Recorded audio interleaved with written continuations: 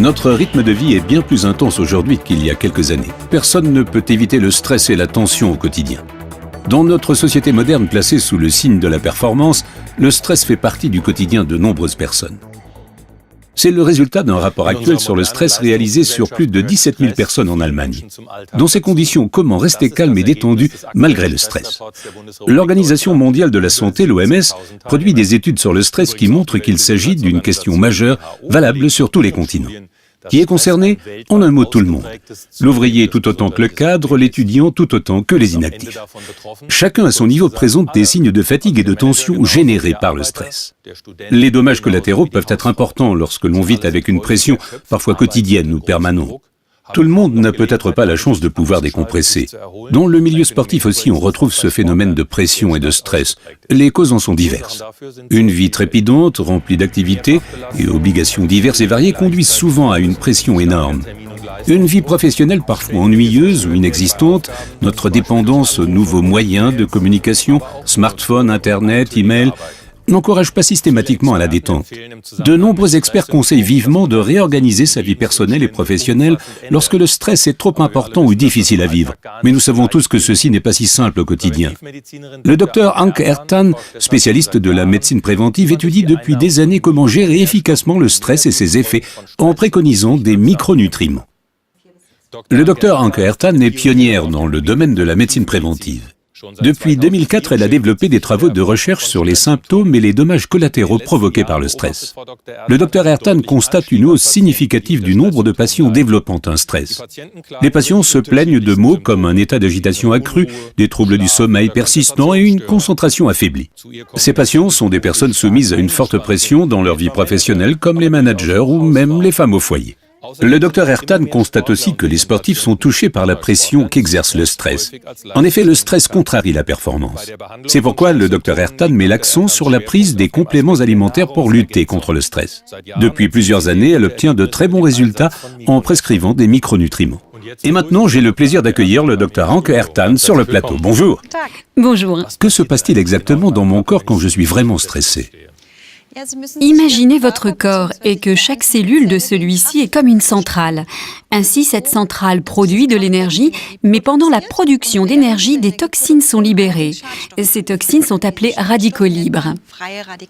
Oh, ça a l'air dangereux. Oui, ça l'est en effet. En temps normal, ces radicaux libres peuvent être très bien neutralisés.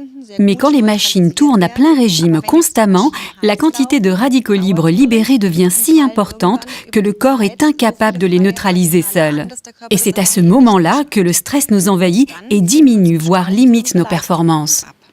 Vous avez dit constamment, cela signifie qu'on parle d'un stress sur une longue durée. Pas d'un stress de quelques heures ou quelques jours, mais bien de plusieurs semaines ou plusieurs mois.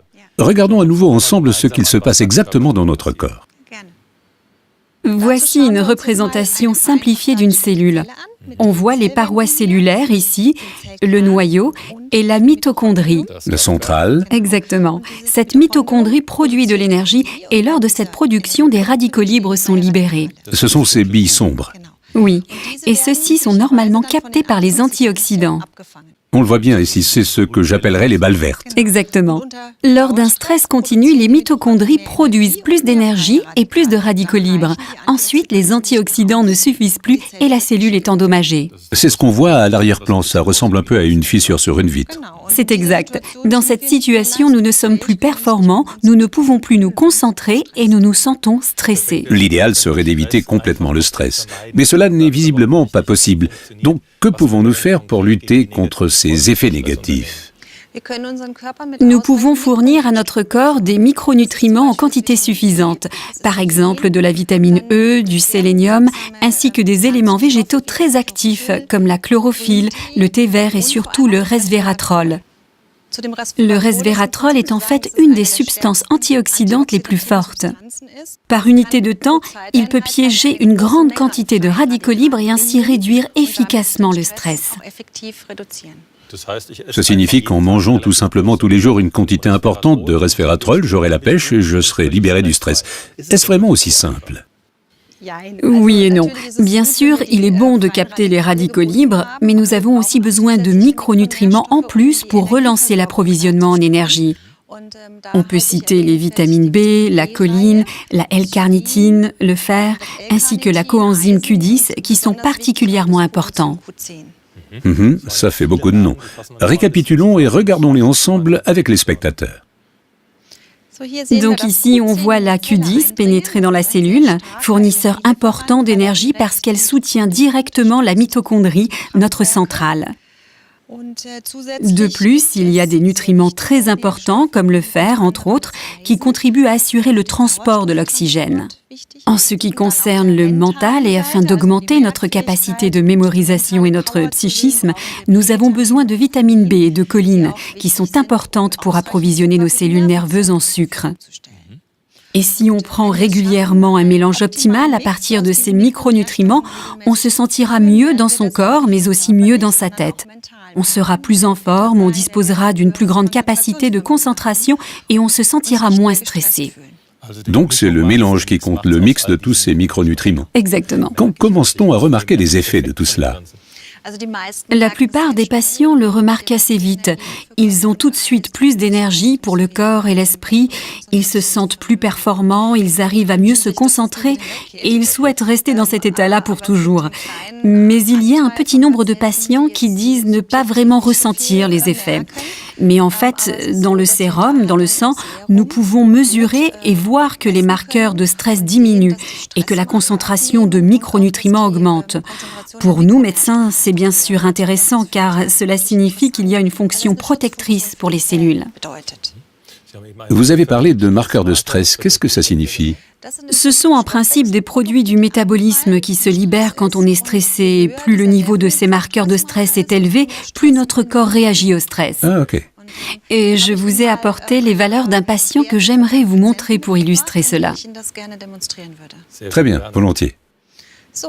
Donc ici, nous voyons 3 des marqueurs de stress que nous avons mesurés. C'est la créatine, les peroxydes lipidiques et la 8-épiprostaglandine. Et comme nous le voyons très bien ici, ces niveaux diminuent constamment au fur et à mesure de la prise des micronutriments combinés les uns avec les autres.